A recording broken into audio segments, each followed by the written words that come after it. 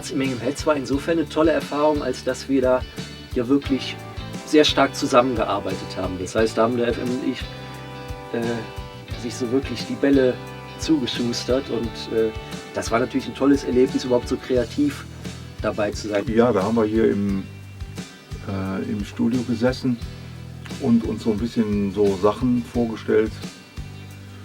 Und da kam der Christoph mit einer musikalischen Idee. Ja, und unter diesem Gefühlseindruck, dass man dann da quasi mit diesen traurigen Gefühlen dann aber auf der Bühne so fröhliche Liedchen singen muss, das hat mich also auch nicht kalt gelassen. Und da bin ich dann eigentlich zu Hause angekommen, habe einfach aus diesem Gefühl raus irgendwie dieses Gitarrenriff entwickelt, was aber auch wieder mehr so aus mir rausfloss.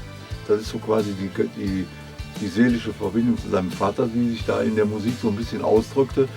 Und als er das so sagte, kamen bei mir bestimmte Bilder hoch und auch bei Daniela kamen wieder andere Sachen, wo wir dann gesagt haben, ja Mensch, das ist eigentlich so schön, da sollte man was draus machen.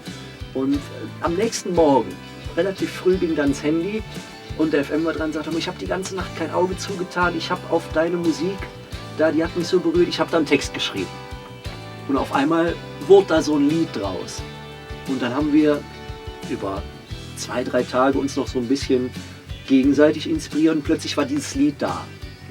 Und musikalisch konnten wir dann natürlich unsere Liebe zu den 60s so ein bisschen mit einbringen. Also ich wüsste jetzt keiner, der sonst eine 12-seitige E-Gitarre oder ein Mellotron heutzutage noch in einem Lied verarbeitet. Aber es passte einfach. Ja, die Songs, die sind halt auch mal ein bisschen was anderes. Nicht nur Party, sondern auch mal ein bisschen was zum Träumen, zum Nachdenken und vielleicht auch mal um ein Tränchen zu vergießen. Da ist ein Platz in Mengem Hetz, der ist immer für dich frei. Das heißt, derjenige, der weg ist aber den trägt man trotzdem immer im Herzen bei sich. Und es ist eigentlich ein sehr emotionales Lied und bin da sehr stolz darauf, dass wir so einen schönen Song gemeinsam auf die Beine gestellt haben.